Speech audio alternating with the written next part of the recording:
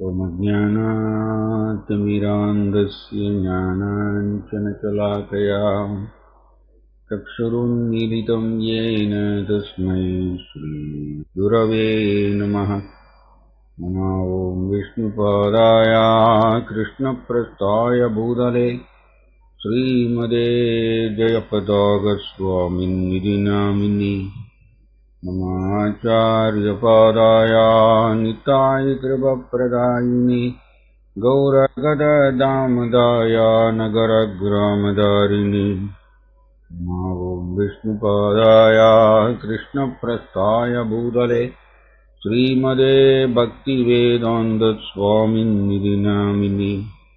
नमस्ते सरस्वती देवे गौरवाणी प्रचारिणे निर्विशेषशून्यवादी पाश्चात्यदेशधारिणे। जय कृष्ण चैतन्य प्रभु नित्यानंद श्री अद्वैत गदाधर श्रीवासादि गौरभक्तवृंद। हरे कृष्ण कृष्ण कृष्ण हरे हरे, हरे राम राम राम हरे हरे। हरे Krishna. Okay. So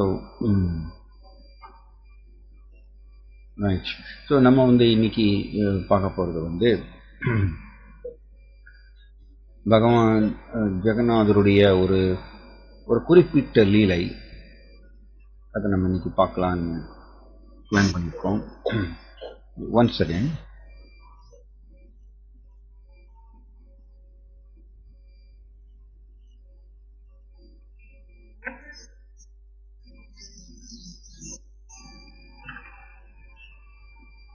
okay. So உங்களுடைய இது ஃபோன் நீங்க மியூட் போட்டுருங்க. உங்களோட ஃபோன் எல்லாரும் மியூட் போட்டுருங்க. ஸோ தட் அப்போதான் சத்தம் வராமல் இருக்கும். ஸோ பகவான் ஜெகநாதருடைய ஒரு குறிப்பிட்ட லீலை இன்னைக்கு நம்ம பிளான் பண்ணியிருக்கோம். பகவான் ஜெகநாதர் நீங்க ஜெகநாத் பூரியில அவருக்கு பட ஸ்ருங்கார வேஷம் அப்படின்னு ஒரு வேஷம் இருக்கு பகவானுக்கு. ஜெகநாதருக்கு ஹரே கிருஷ்ணா. மியூட் போட்டுருங்க தயவு செய்து. ஓகே. ஸோ ஜெகநாதருக்கு டெய்லி காலையில் பார்த்தீங்கன்னா பூரியில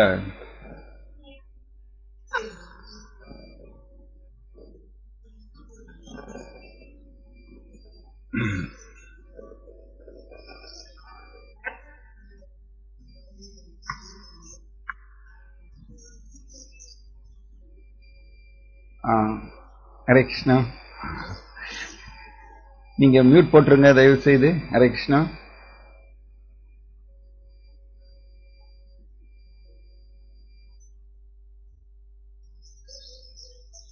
இல்ல இந்த யூடியூப்ல யாரோ மியூட் போடல போல இருக்கு.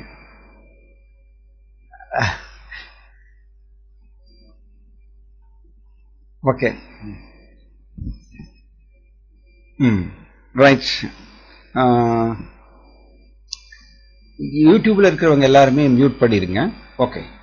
ஸோ இங்க ஜெகநாத் அவருக்கு பட ஸ்ருங்கார வேஷம் அப்படின்னு ஒரு வேஷம் உண்டு. அவருக்கு ஒரு அலங்காரம். அந்த பட ஸ்ருங்கார வேஷம்ங்கிறது என்ன அப்படின்னா, ஜெகநாதருக்கு ஃபுல்லா மலர்கள் மூலமாக அவரை அலங்கரிப்பாங்க. அது காலையில ஒரு 7 மணி அந்த மாதிரி நேரத்துல அந்த டைம்ல நடக்கும்.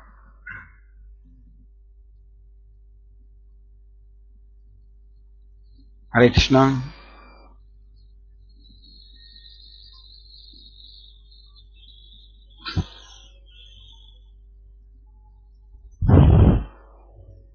ஹரே கிருஷ்ணா. கொஞ்சம் மியூட் போட்டுருங்க.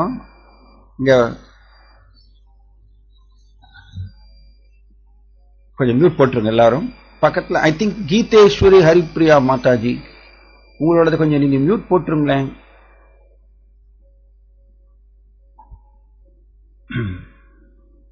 சரி. ஸோ இங்க இது பார்த்தீங்கன்னா ஜெகநாதருக்கு காலையில் அது ஒரு 7 மணி அந்த டைமில் அவருக்கு பட ஸ்ருங்கார வேஷம்னு சொல்லி ஃபுல்லாக மலர்கள்னால அலங்கரிப்பாங்க. அதுக்கு ஒரு குறிப்பிட்ட ஒரு லீலை இருக்கு. என்னன்னா ஒரு தடவை ஜெகநாத் பூரியில் ராஜா கஜபதி மகாராஜான்னு சொல்லி அவருக்கு அந்த பூரியுடைய ராஜாவுக்கு அந்த டைட்டில் உண்டு, கஜபதி அப்படின்னு சொல்லிட்டு டைட்டில் உண்டு. ஸோ இந்த கஜபதி மகாராஜா ஒரு காலத்தில் அவர் ராஜா சோடகங்கதேவா அப்படின்னு சொல்லிட்டு அவர் கஜபதி மகாராஜாவா இருந்தார், பூரியுடைய ராஜா. அவருக்கு என்னன்னா பகவான் ஜெகநாதர் உலகத்துக்கே நாதர். அதனால அவரை தங்கம், அப்புறம் இந்த மாதிரி வைரம் இதெல்லாமே போட்டு அவர் அலங்கரிக்கணும். ஏன்னா அவர் உலகத்துக்கே நாதர். அதனால ராஜா மாதிரி அவர் அலங்கரிக்கணும் அப்படின்னு இந்த ராஜா சோடகங்க தேவா அவருக்கு இந்த மாதிரி ஒரு எண்ணம். ஸோ ஜெகநாதர் ராஜா தான், இங்கே உலகத்துக்கு நாதர் இல்லையா, அதனால ராஜா மாதிரி தான் அவர் அலங்கரிக்கணும்னு அவர் என்ன பண்ணுவார்னா, இப்படி ஒரு பூரியுடைய ராஜா. பட் அந்த காலத்துலலாம் அந்த ராஜாக்கள் கூட பகவான் கிருஷ்ணா மேல ரொம்ப அளவு கடந்த ஒரு பக்தி உடையவர்களாக இருந்தாங்க. இவன் இதே மாதிரி தான் ஜெய்ப்பூர் ராஜாவும் இந்த மாதிரி தான். இந்த காலத்தில் ஜெய்ப்பூர் ராஜா என்ன பண்ணுவாராமா, சிம்மாசனத்தில் பகவான் கிருஷ்ணாவுடைய தாமரை பாதங்கள் அதை சிம்மாசனத்தில் வச்சுருவாராமா. இந்த கிருஷ்ணா தான் இந்த ஜெய்ப்பூர் ஆட்சி புரிகிறார், நான் அவருடைய பிரதிநிதி அப்படின்னு சொல்லி ஜெய்ப்பூர் ராஜா அந்த மாதிரிய கருதினாராமா. கிருஷ்ணனுடைய பாத கமலங்கள்ல சிம்மாசனத்தில் வச்சுருவார், அரியாசனத்தில். ஸோ அந்த மாதிரிய இந்த ராஜாக்கள் எல்லாமே நம்ம படிக்கிறோம். இமம் ராஜர்ஷயோ விதுகு அப்படின்னு இவங்கெல்லாம் ராஜாக்கள், பட் மிகச்சிறந்த கிருஷ்ண பக்தர்கள். இந்த மாதிரி ஒரு காம்பினேஷன் பார்க்கறது ரொம்ப அபூர்வம். கூடுமான வரைக்கும் ராஜா அப்படின்னு ஆயாச்சுனாலே நான் ஜோக்க சொல்வேன். எப்படின்னா, ஏன் ராஜான்னு பேர் வருதுன்னா, அவர் ரஜஸ்ல அதிகமாக ஆழ்ந்திருக்கிறதுனால அவருக்கு ராஜாங்கிற பேர் அப்படின்னு நான் ஜோக்க சொல்லுவேன்.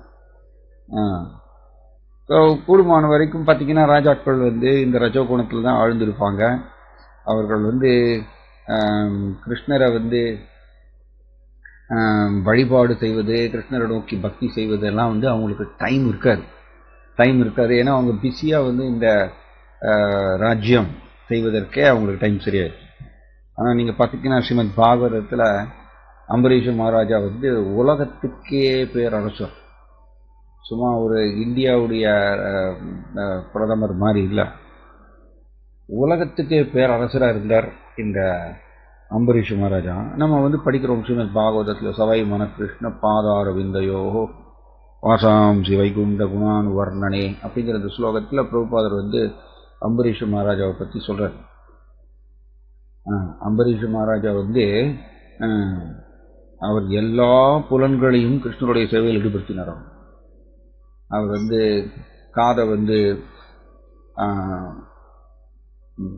காதை கிருஷ்ணருடைய புகழ் லீலைகளை கேட்பதற்கும், இந்த கண்ணை கிருஷ்ணருடைய அற்புதமான விக்கிரகங்களை, அழகான விக்கிரகங்களை தரிசனம் செய்வதற்கும், கையை கிருஷ்ணருடைய கோவிலை கிளீன் பண்ணுறதுக்கும், காலை கிருஷ்ணனுடைய கோவிலை நோக்கி போகிறதுக்கு நடந்து போறதுக்கும் இப்படி அவர் எல்லா புலன்களையும் மனம் சவை மனகிருஷ்ண பாதார விந்தையோகோ மனதை கிருஷ்ணரை நினைப்பதற்கும் கிருஷ்ணருடைய லீலைகளை நினைப்பதற்கும் இப்படி இந்த அம்பரீஷ மகாராஜா அவர் எல்லா பலன்களையும் கிருஷ்ணருடைய சேவையில் ஈடுபடுத்தினாராம். அதே சமயத்தில் உலகத்துக்கு பேரரசு. இது ரொம்ப ஒரு ஆச்சரியமா இருக்கணும் இல்லையா? சாதாரணமா ஆக்சுவலி பார்த்தீங்கன்னா அவர்கள் பக்தியில ஆழ்ந்திருக்கிறதுனால கிருஷ்ணா ஆக்சுவலி அவர்களை தேர்ந்தெடுக்கிறார். இவர்கள் ராஜாவாகட்டும், இவர் ராஜாவா இருக்கட்டும், உலகத்துக்கே இவர் ராஜாவா இருந்தார்னா உலக மக்களுக்கு ஆக்சுவலி கிருஷ்ண உணர்வு சூழ்நிலை ஏற்படும் அப்படின்னு கிருஷ்ணர் விரும்பி இவர்களை ராஜாவா நியமிக்கிறார். அதுதான் ரொம்ப முக்கியம். யுதிஷ்டிர மகாராஜாவை பார்த்தீங்கன்னா அவரும் பகவான் கிருஷ்ணன் மேல அற்புதமான பக்தி உடையவர் யுதிஷ்டிர மகாராஜா.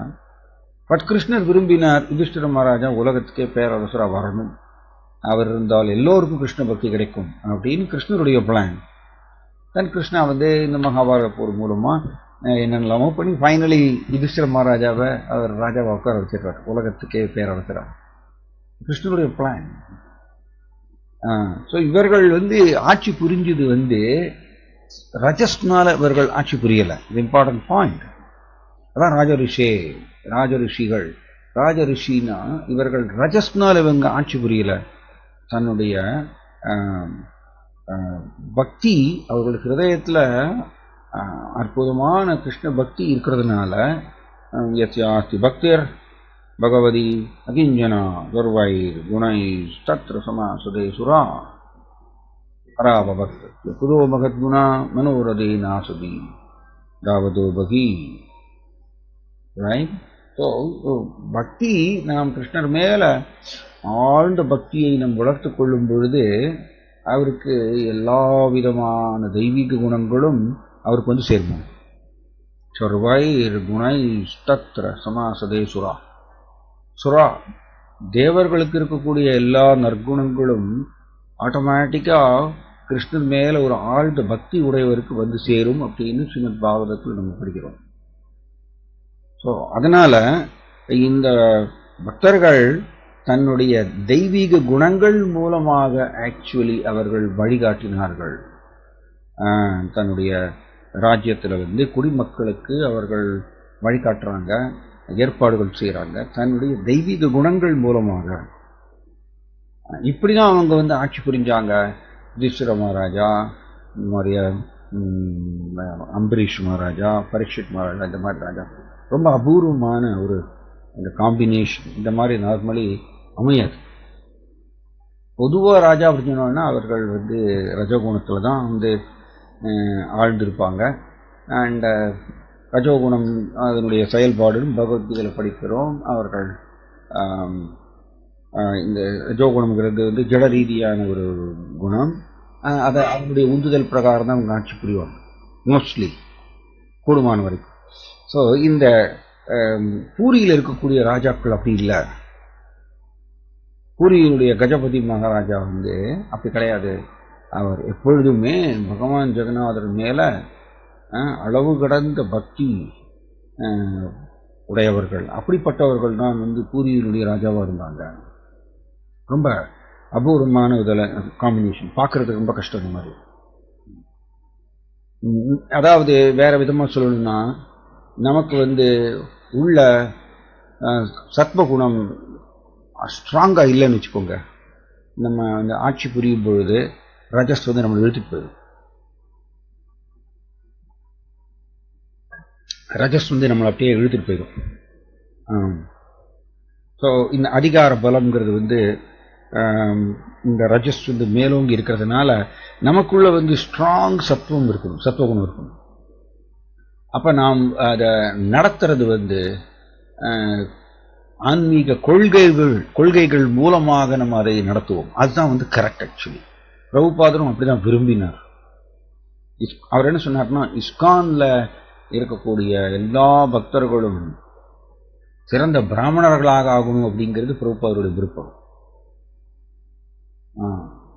பிராமணருக்கு உண்டான சத்துவகுண தன்மைகள் அதை வளர்த்துக் கொள்ள வேண்டுங்கிறது பிரபுபாதருடைய விருப்பம். அண்ட் சூழ்நிலை வந்ததுன்னா இஸ்கானை இஸ்கான்கிற இந்த இயக்கத்தை நடத்துற நிர்வாகம் பண்ணணும் அப்படிங்கிற ஒரு சூழ்நிலை அமைந்ததுன்னா தென் ஏற்கனவே பிரபுபாதருடைய விருப்பம் பிரகாரம் இஸ்கான் பக்தர்கள் எல்லாரும் பிராமணருக்கு உண்டான தன்மைகளை சத்வகுண ரீதியான தன்மைகளை வைத்துக் கொண்டிருக்கும் பொழுது அதன் துணை கொண்டு அவர்கள் இந்த இஸ்கான்கிற இயக்கத்தை வழி நடத்தி கொண்டு போவார்கள் அப்படிங்கிறது தான் பிரபுபாதருடைய விருப்பம். ஸோ நம்ம அதனால தான் நம்ம அடிக்கடி இதை டிஸ்கஸ் பண்ணிக்கிட்டே இருக்கோம். பர்சனலாக நாம் தீவிர பக்தியை ப்ராக்டிஸ் பண்ணணும், பயிற்சி செய்யணும். தென் மற்றது எல்லாமே தானாக நடக்கும். ஆக்சுவலி கிருஷ்ணரமனை கருவியாக பயன்படுத்தும். எப்படி நீங்க பார்த்தீங்கன்னா யுதிஷ்டிர மகாராஜாவை கிருஷ்ணர் கருவியாக பயன்படுத்தினார். யுதிஷ்டிர மகாராஜாவுக்கோ ஆட்சி பொறுப்பில் உட்காரணுங்கிற பெரிய ஆசையெல்லாம் கிடையாது. நீங்க பார்த்தீங்கன்னா அர்ஜுனாவுக்கு ஒரு பகவத்கீதால முதல் அத்தியாயத்திலே வருது. முதல் அத்தியாயத்தில் பார்த்தீங்கன்னா அர்ஜுனா எதற்கு நான் சண்டை போடணும், என்னுடைய உறவினர்கள் சகோதரர்கள் இவர்கள் எல்லாம் நான் கொன்று அந்த பிளட் மேலே நான் ராஜ்யத்தை அமைக்கணுமா, எனக்கு வேண்டாம், நான் நான் காட்டுக்கு போய் பிக்ஷை எடுத்து நான் இந்த மாதிரியே நான் வாழ்ந்துக்கிறேன் அப்படின்னு அர்ஜுனா சொல்றார். ஏன் அப்படின்னா பிரபுபாதர் சொல்றார், ஒரு பக்தருடைய ஹார்ட் மிருதுவானது, அவர் மற்றவர்களை துன்புறுத்தும் அப்படிங்கிறது ஒரு பக்தருக்கு தோன்றாதம்மா. ஏன்னா ஒரு சத்வகுணம் இயற்கையா வர்றதுனால அவர் மற்றவர்களை இம்சப்படுத்தணும் அப்படிங்கிறது அவருக்கு தோணாதாம். அண்ட் ஆல்சோ நீங்க பார்த்தீங்கன்னா அர்ஜுனா அந்த பற்றின்மையை வெளிப்படுத்துறார். பக்தியை நான் வளர்த்து கொள்ளும் பொழுது பற்றின்மை வரும். பற்றின்மை உடனே நம்மளுக்கு வரும். நீங்க அர்ஜுனாவும் பார்த்தீங்கன்னா தன்னுடைய பற்றின்மை வெளிப்படுத்துறார். ஏன்னா அவர் சிறந்த கிருஷ்ண பக்தர். அதனால அவர் என்ன சொல்றாரு, எனக்கு எதுக்கு இந்த ராஜ்யம், அவர்களே வச்சுக்கிட்டோம், நான் காட்டுக்கு போய் நான் வாழ்ந்துக்கிறேன் அப்படின்னு அர்ஜுனா சொல்றார். முதல் அத்தியாயத்தில் படிக்கிறோம் பகவத்கீதையில. இதெல்லாம் காரணம், இதை தெய்வீக குணங்கள், இந்த பற்றின்மை இதெல்லாம் பக்தியினால் வெளிப்படக்கூடிய தெய்வீக குணங்கள். அப்படிப்பட்ட ஒரு பக்தர் தான் யுதிஷ்டிர மகாராஜா. தான் கிருஷ்ணா தேர்ந்தெடுக்கிறார். எஸ், இவர் தான் ராஜாவா வரணும்னு கிருஷ்ணன் முடிவு பண்றார். யுதிஷ்டிர மகாராஜா உலகத்துக்கே ராஜாவாகணும். அதுதான் பாயிண்ட். இம்பார்ட்டன்ட் பாயிண்ட் என்ன அப்படின்னா, நாம் பர்சனலா ஒழுங்கா பக்தியை தீவிரமாக பயிற்சி செய்தால் கிருஷ்ணர் நம்மளை மூலமாக நம்மை பயன்படுத்தி பல பல பல சேவைகளை கிருஷ்ணர் சாதிப்பார். நம்ம கருவியை பயன்படுத்துவார். அதுதான் பெஸ்ட் ஆக்சுவலி. மாறாக நாம் பர்சனலா பக்தியை வளர்த்து கொள்ளாம நாம் இந்த மாதிரி முன்னின்று வழி நடத்தணும் அப்படின்னு சொல்லிட்டு வந்தோம்னா அது என்ன ஆகும்னா நம்மளுடைய நமக்குள்ள இருக்கக்கூடிய ரஜோகுணம் சூழ்நிலையை ரொம்ப சிக்கலாக்கிடும், குழப்பங்களை உருவாக்கும். அது ரொம்ப இம்பார்ட்டன்ட். எப்பொழுதுமே பிரபுபாதர் எழுதுகிறார் பாகவதத்துல, சத்வகுணத்தின் துணை கொண்டுதான் நம்ம ஆக்சுவலி எப்பொழுதுமே முடிவுகள் எடுக்க வேண்டும். அதுதான் அவருக்கும் பர்சனலா அவருக்கும் நல்லது. அண்ட் அவரை சார்ந்து இருக்கக்கூடிய மக்களுக்கும் அந்த கிருஷ்ண உணர்வு சூழ்நிலை அமையும். ஓகே, இந்த சோடகங்க தேவா பாருங்க, கஜபதி மகாராஜா பூரியினுடைய ராஜா, இவருக்கு என்ன ஆசை அப்படின்னா, ஜெகநாதரை இந்த மாதிரி தங்கம் வைரம் இதனால தான் அலங்கரிக்கணும். ஏன்னா அவர் உலகத்துக்கே ராஜா, உலகத்துக்கே நாதர் அப்படின்னு ராஜா மாதிரி அவர் வழிபாடு செய்யணும். ஸோ அவருடைய காலத்துல ஒரு பிராமணர் இருந்தார். ஒரு பிராமணர், இந்த பிராமணர் ஜெகநாதரை அவர் எப்படி பார்த்தாருன்னா, இந்த பிராமணர் ஜெகநாதர் ஷியாம சுந்தர கிருஷ்ணா. ஆக்சுவலி கிருஷ்ணாவை பத்தி ஒரு பாட்டு இருக்கு. சின்ன வயசுல பஜனைகள் எல்லாம் நாங்கள் பாடுவோம். சின்ன வயசுல வனமாலி ராதா ரமணா கிரிதாரி கோவிந்தா அப்படின்னு ஒரு பாட்டு சின்ன வயசுல பஜனையில பாடுவோம். அதாவது வெரி நைஸ் சாங், நீலமேக வர்ணனா அப்படி சொல்லிட்டு வரும். நல்ல நல்ல பாட்டு. ஸோ வனமாலி ராதாரம்னா கிருஷ்ணாவுக்கு வந்து வனமாலின்னு பெயர் உண்டு. ஏன் வனமாலின்னு பெயர்னா, கிருஷ்ணா பிருந்தாவனத்தில் இருக்கக்கூடிய காடுகளில் வளரக்கூடிய மலர்கள் வனமாலி. அந்த மலர்களை எடுத்து அலங்கரித்துக் கொள்வாராமா தன்னை. கிருஷ்ணா வந்து ரொம்ப பர்ஃபெக்டா வந்து தன்னை அலங்கரித்துக் கொள்வாராமா. என்ன ஒரு பகவான், அவர் சாதாரணமாவே பூஷணாங்கம் அப்படின்னு சொல்லியிருக்கு. பரம்பதம் பூஷணாங்கம். நம்ம பாகவதத்தில் படிக்கிறோம். பகவான் கிருஷ்ணா வந்து ரொம்ப ரொம்ப ரொம்ப அழகு நிரம்பியவர், அழகினுடைய உச்சியிலே இருப்பவர். அப்படிப்பட்ட கிருஷ்ணாவுக்கு வந்து ஆபரணங்கள் போடுறது எப்படியாமா, ஆபரணங்களுக்கு அழகு செய்யறதாமா, அழகு அதிகரிக்கிறதாமா. சாதாரணமா ஜட உலகத்துல மனுஷன் வந்து ஆபரணங்கள் போட்டுக்கிறாருன்னா, நார்மலி மாதாஜிஸ்ல ஆபரணங்கள் போட்டுப்பாங்க. ஆபரணங்கள் எதற்கு போட்டுக்கிறாங்கன்னா தன்னை அலங்கரித்துக் கொள்வதற்கு. ஆனா கிருஷ்ணாவுக்கு அப்படி இல்ல, பரம்பதம் பூஷணாங்கம். கிருஷ்ணருக்கு வந்து ஆபரணங்கள் போடுறது வந்து எப்படியாமா, கிருஷ்ணருக்கு அழகு அதிகரிக்க இல்லையாமா. கிருஷ்ணாவுடைய அழகுனால இந்த ஆபரணங்களுக்கு அழகு அதிகரிக்கலாம், ஆபரணங்களுக்கு அழகு கூடுறதாம். இதுதான் வந்து தெய்வீகம்னு சொல்றது. நம்மளுடைய ஜட ரீதியான அனுபவம் இங்க வந்து செல்படியாகாது. கம்ப்ளீட் ஆப்போசிட் தெய்வீகம்ங்கிறது. ஸோ கிருஷ்ணா வந்து ஒரு நம்ம வந்து படிக்கிறோம், ஐஸ்வர்ய சமக்ரஸ்ய அப்படின்னா 100% அழகு நிரம்பியவர் கிருஷ்ணா, நிரந்தரமாக. அப்படிப்பட்டவர் வந்து இந்த மாதிரிய அவர் வந்து ரொம்ப எக்ஸ்பர்ட்டா தன்னை அலங்கரித்துக் கொள்வார்.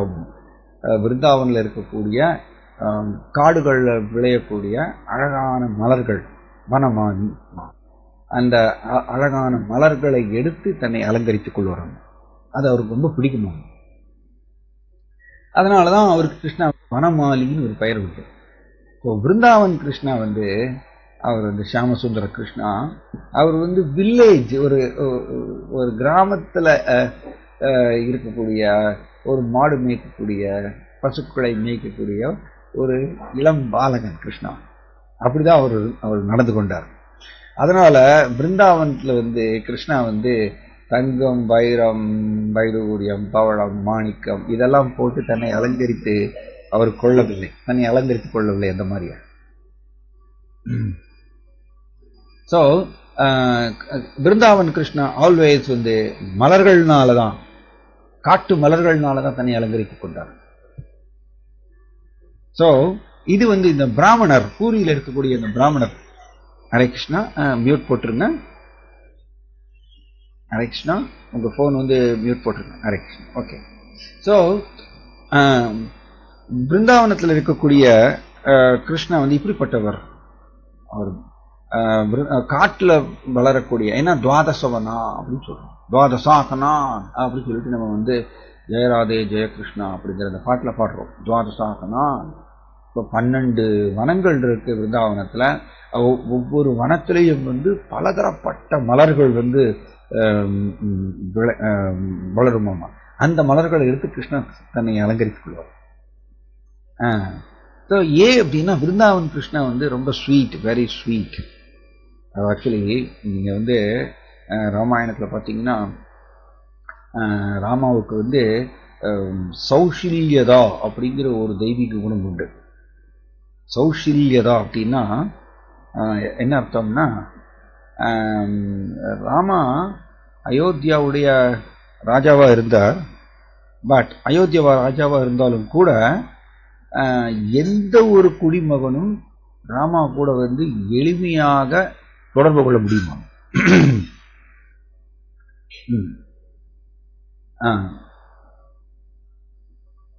ஓகே. ஸோ எந்த ஒரு குடிமகனும் கூட அயோத்தியாவில் வந்து ராமா கூட வந்து எளிமையாக ஈஸியாக தொடர்பு கொள்ள முடியும். அதனால ஈஸிலி அப்ரோச்சபிள் அப்படின்னு அர்த்தம் கௌசல்யதா அப்படின்னு. எல்லோரும் சுலபமாக ராமச்சந்திர பகவானை வந்து அணுக முடியும் கௌசல்யதா. ராமாவுக்கு இந்த தெய்வீக குணம் இருக்கு. கிருஷ்ணன் வந்து பிருந்தாவனத்துல சியாமசுந்தர கிருஷ்ணா அவர் வந்து எப்படி அன்பு கலந்த பக்தர்களால் சூழப்பட்டிருக்கின்றார். அதனாலதான் பக்த மாதுரி அப்படின்னு நம்ம வந்து எப்படி பகவான் கிருஷ்ணாவுக்கு 64 விதமான தெய்வீக குணங்கள் அப்படின்னு நம்ம வந்து பக்தி ரசாமிருஷ்ணத்துல படிக்கிறோம். அதுல பகவான் விஷ்ணுவுக்கு வந்து 60 இருக்காம, 60 தெய்வீக குணங்கள். ஆனா கிருஷ்ணாவுக்கு எக்ஸ்ட்ராவா 4 தெய்வீக குணங்கள் இருக்காம. அது என்ன? அது வந்து பகவான் விஷ்ணுட்டு கூட கிடையாதாம்மா. ஷியாமசுந்தர கிருஷ்ணாட்ட எக்ஸ்ட்ராவா அந்த 4 தெய்வீக குணங்கள். ஒன்று வந்து வேணுமாதுரி. வேணுமாதுரி அப்படின்னா அவர் வந்து புல்லாங்குழல், கவர்ச்சிகரமான தன்னுடைய புல்லாங்குழலை வைத்து ஊதுகின்றார். அண்ட் தன்னுடைய அன்பு கலந்த பக்தர்களை கவர்ந்து இருக்கிறாரமா தன்னுடைய தெய்வீகமான இந்த புல்லாங்குழல் ஓசையினால. அங்க வேணுமாதுரி. பக்த மாதுரி.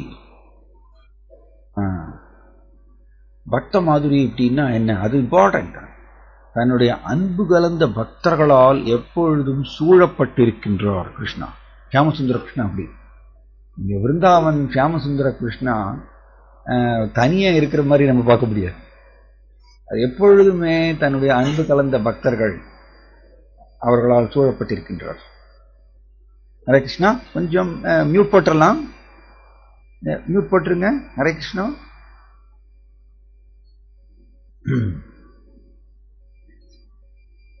ஓகே. ஸோ இங்க பார்த்தீங்கன்னா பக்த மாதுரி தன்னுடைய அன்பு கலந்த பக்தர்களால் எப்பொழுதும் சூழப்பட்டிருக்கின்றார். பிருந்தாவன் ஷியாமசுந்தர கிருஷ்ணா. இங்க பார்த்தீங்கன்னா கிருஷ்ணா தன்னுடைய பாய்ஸ் கூட வந்து அவர் எப்பொழுதும் ஓடி ஆடி விளையாடிட்டு இருப்பார்.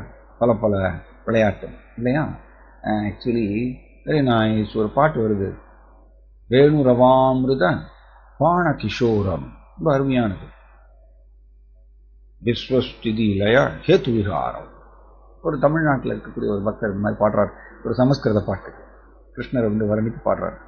வேணு ரவாமிருத பாண கிஷோரம். இது சமஸ்கிருத பாட்டு. கிஷோரம். கிஷோரம் அப்படின்னா எப்படி சொல்லுவார்? கிஷோர மூர்த்தி எப்படி சொல்லுவார்? கிஷோரம்னா அவர் வந்து இந்த இளமை, அப்பதான் வந்து இளமை உதிக்கக்கூடிய காலமாகும், இளமை ததும்பும் காலம். அதனால கிஷோரம் அப்படி. அந்த கிஷோர் அந்த வயசுக்கு வந்து கிஷோரம்னு பேராகும். இளமை ததும்பக்கூடிய அந்த வயது. கிருஷ்ணனுடைய வயது அப்படியாம், கிஷோர மூர்த்தி.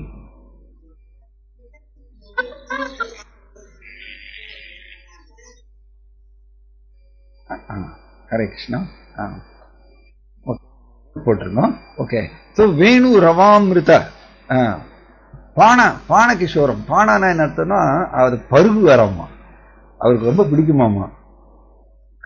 புல்லாங்குழல் இருந்து வரக்கூடிய அமிர்தம் போன்ற அந்த ஓசையை கிருஷ்ணர் பருகுகின்றாராம். பாண கிஷோரம்.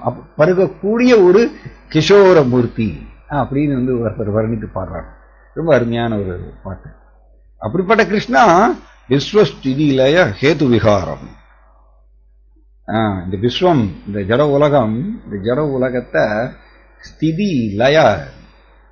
ஸ்திதின்னு என்னது? சிருஷ்டி. அண்ட் லயானா அழிவு.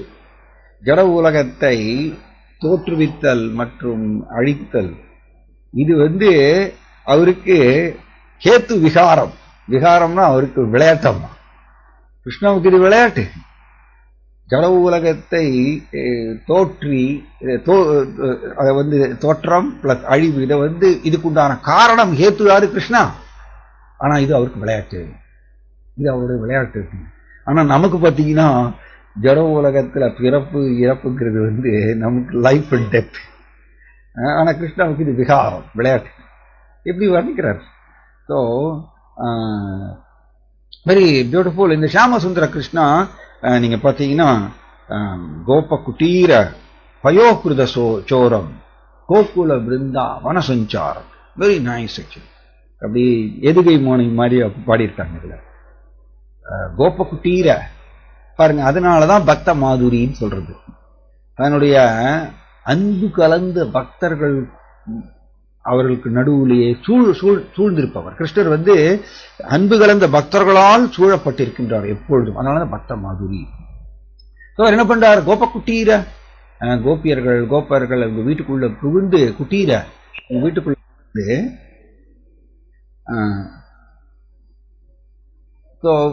கோப குட்டீர பயோகிருத சோரம். பயோகிருத சோரம் அப்படின்னா அங்க உள்ள போய் கோப்பருக்குள்ள வீட்டுக்குள்ள புகுந்து வெண்ணெய் பால் தயிர் இது எல்லாத்தையும் சோரம் திருடி தரோம். கோகுல பிருந்தா வன சஞ்சாரம்.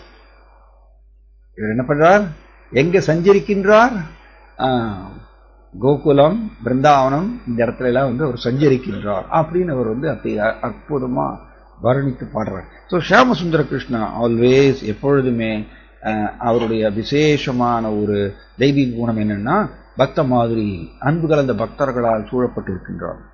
ரூப மாதுரி. இது பகவான் விஷ்ணுட்ட நம்ம இதை பார்க்க முடியாது. பகவான் விஷ்ணுட்ட இப்படி கிடையாது. பகவான் விஷ்ணு அவர் எப்பொழுதுமே நீங்க கர்ப்ப கிரகத்துல பார்க்கலாம், தனியா இருப்பார். கூட லட்சுமி தேவி, ஸ்ரீதேவி, பூதேவி அப்படி இருப்பாங்க. ஆனா அன்பு கலந்த பக்தர்களோட சூழ்ந்திருக்கிற மாதிரி நீங்க கர்ப்ப கிரகத்துல பகவான் விஷ்ணு அந்த மாதிரி தரிசனம் பண்ண முடியாது. இங்க ரூப மாதுரி, இவருடைய ரூபம் கவர்ச்சிகரமான, இவருடைய அழகு ஈவன் பகவான் விஷ்ணுவையே கவர்ந்து இருக்கிறதாம். பகவான் விஷ்ணுவே அழகான இந்த ஷியாமசுந்தர கிருஷ்ணாவை பார்க்கணும்னு பகவான் விஷ்ணுவே ஆசைப்படுறாராம். அவ்வளவு கவர்ச்சிகரமான அழகு. இது மூணாவது தெய்வீக குணம். அப்புறம் நாலாவது பார்த்தீங்கன்னா லீலா மாதுரி. லீலா மாதுரின்னா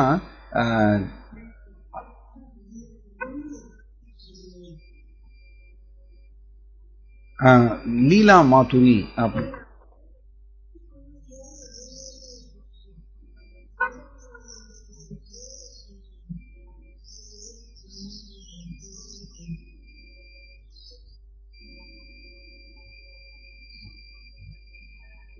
ஓகே சரி.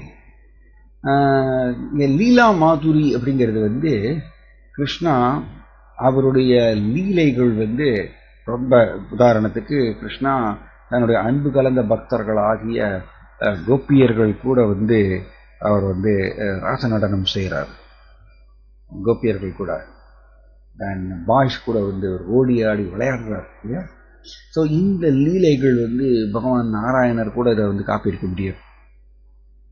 ஸோ எதற்கு இதை சொல்ல வர்றோம்னா, பிருந்தாவன் ஷியாமசுந்தர கிருஷ்ணா அவர் எளிதில் அணுகக்கூடியவர்.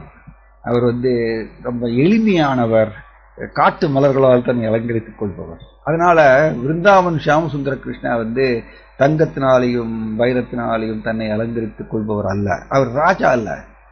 ராஜா கிருஷ்ணா மதுரா வந்தார். மதுராவிலிருந்து துவாரகாவுடைய ராஜாவை மாறினார்.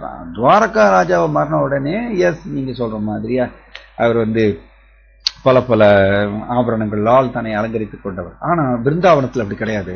ஸோ இந்த பிராமணருக்கு, பூரியில இருக்கக்கூடிய இந்த பிராமணருக்கு பகவான் ஜெகநாதர் ஷியாமசுந்தர கிருஷ்ணா அப்படின்னு அவருக்கு ஒரு ஆழ்ந்த நம்பிக்கை.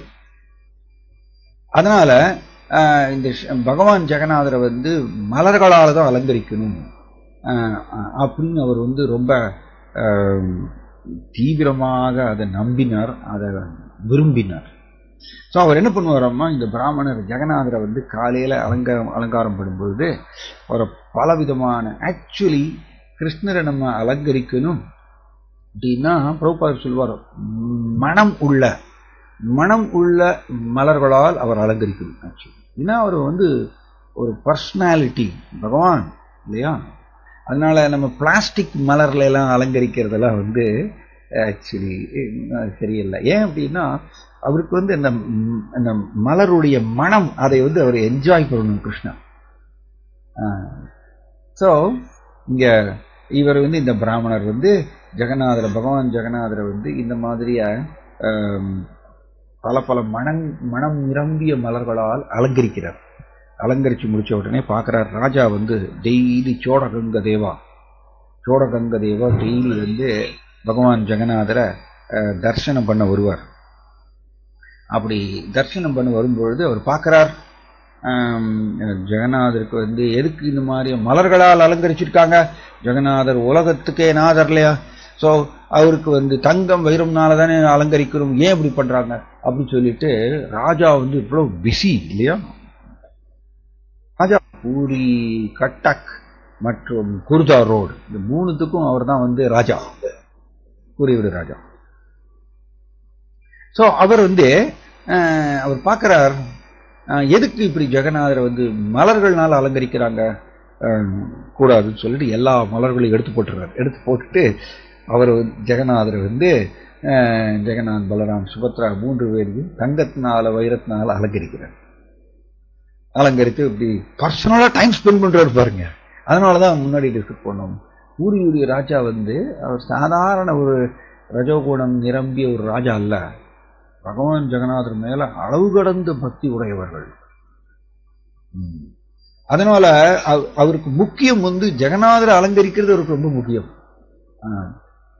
அதனால அவர் வந்து பர்சனலா இறங்கி ஜெகநாதரை வந்து தங்கம் வைரத்தினால அலங்கரிச்சுட்டு போயிடுறாரு. அடுத்த நாள் காலையில பிராமணர் வர்றார், வந்து பார்க்கிறார், ஓ ஜெகநாதர் யார் இந்த மாதிரி தங்கம் வைரம் இதனால எதுக்கு அலங்கரிக்கம் பண்றாங்க, ஜெகநாதர் வந்து விருந்தாவன் ஷியாமசுந்தர கிருஷ்ணா மலர்கள்னால தான் அலங்கரிக்கணும், கூடாது அப்படி சொல்லிட்டு இந்த பிராமணர் என்ன பண்ணிட்டு வரணுமா, அந்த ஆபரணங்கள் எல்லாம் எடுத்து போட்டுறாரு. ஆபரணங்கள் எல்லாம் எடுத்து போட்டு அவர் வந்து ஜெகநாதர் வந்து மலர்கள்னால அலங்கரிக்கிறார். திரும்பவும் சோடகங்க தேவா வந்து பார்க்கிறார், இந்த அவருக்கு திரும்பவும் கோபம் வருது, எதுக்கு ஜெகநாதர் இந்த மாதிரி மலர்கள்னால அலங்கரிக்கிறாங்க அப்படின்னு சொல்லிட்டு அவர் வந்து அந்த மலர்களை எல்லாம் எடுத்து போட்டுட்டு திரும்பவும் ஆபரணங்களால் அலங்கரிக்கிறார். இப்படி பல நாட்கள் நடக்கிறது. ஒரு நாள் ஜெகநாதர் வந்து ஒரு நாள் இந்த சோடகங்க தேவா வந்து கேட்கிறார், யார் நான் வந்து ஜெகநாதரை வந்து ஆபரணங்கள்னால் நான் அலங்கரிக்கிறேன், ஸோ யார் வந்து இதை மாத்துறாங்க, டெய்லி இதை மாற்றி வந்து மலர்கள்னால் அலங்கரிக்கிறாங்க, இது ஜெகநாதர் வந்து உலகத்துக்கு ராஜா தானே, ஸோ அவர் ராஜா மாதிரி தானே அவர் அலங்கரிக்கணும், ஏன் இந்த மாதிரி மாத்துறாங்கன்னு சொல்லிட்டு யார் பண்றாங்கன்னு ஒளிஞ்சி நின்று பார்க்கிறார். ஸோ இந்த பிராமணர் வந்து ராஜா பாருங்க, இந்த மாதிரி பக்தர்கள் ஆக்சுவலி இவர்களுக்கு வேற எந்த ஆசையும் கிடையாது, சிம்பிளி கிருஷ்ணரை பல விதத்தில் அலங்கரித்து பார்க்கணும். இப்போ யசோதா மாதா பிருந்தாவனத்தில் கிருஷ்ணரை வந்து பல விதத்தில் அலங்கரிப்பாங்களாம். கிருஷ்ணரை அலங்கரித்து பார்க்கறது வந்து யசோதா மாதாவுக்கு ரொம்ப பிரியம். கிருஷ்ணா எப்படி அழகா இருக்கார், அவரோட எப்படி அழகு அதிகரிக்கிறதுன்னு பார்த்து பார்த்து யசோதா மாதா பர்சனலா அலங்கரிப்பாங்களாம் குழந்தை கிருஷ்ணாவை பிருந்தாவனத்தில். இது பக்தர்களுடைய விருப்பம், பக்தர்களுக்கு வேற ஆசை கிடையாது, கிருஷ்ணரை அலங்கரிக்கணும், கிருஷ்ணரை அழகா பார்க்கணும் கிருஷ்ணரை அப்படின்னு அவர்களுக்கு விருப்பம். கிருஷ்ண பக்த நிஷ்காமா அதை ஏவ சாந்தா, தூய கிருஷ்ண பக்தருக்கு வந்து நிஷ்காமா, அவருக்கு கிருஷ்ணரை திருப்திப்படுத்தணுங்கிற ஆசையை தவிர வேற ஆசை கிடையாது, தூய பக்தர். அதனால அவருக்கு மட்டும்தான் அமைதி, வேற யாருக்கும் வந்து அமைதி கிடைக்காது. இந்த உலகத்துல கிருஷ்ணரை தவிர்த்து தான் அனுபவிக்கணுங்கிற ஆசை வச்சுட்டு இருக்கிற வரைக்கும் அவருக்கு இந்த உலகத்துல வந்து அமைதி கிடைக்காது. சகலி அசாந்தா அவர்களுக்கு நிம்மதி கிடைக்காது, ஏதாவது ஒரு பிரச்சனை மாயா கொடுத்துட்டே இருக்கும். ஏன்னா இந்த அனுபவிக்கின்ற சுபாவம் நம்ம வச்சுட்டு இருக்கிற வரைக்கும். ஸோ இந்த பூஜாரிக்கோ இந்த பிராமணருக்கு வந்து ஜெகநாதர் மேல போட்டிருக்கக்கூடிய அந்த ஆபரணங்கள் மேலையெல்லாம் எந்த கவர்ச்சி இல்லை, ஆபரணங்களை எடுத்து ஓரமா எடுத்து வச்சிடறாரு, தள்ளி வச்சிடுறாரு. ஹரே கிருஷ்ணா. ஓகே, ஹரே கிருஷ்ணா.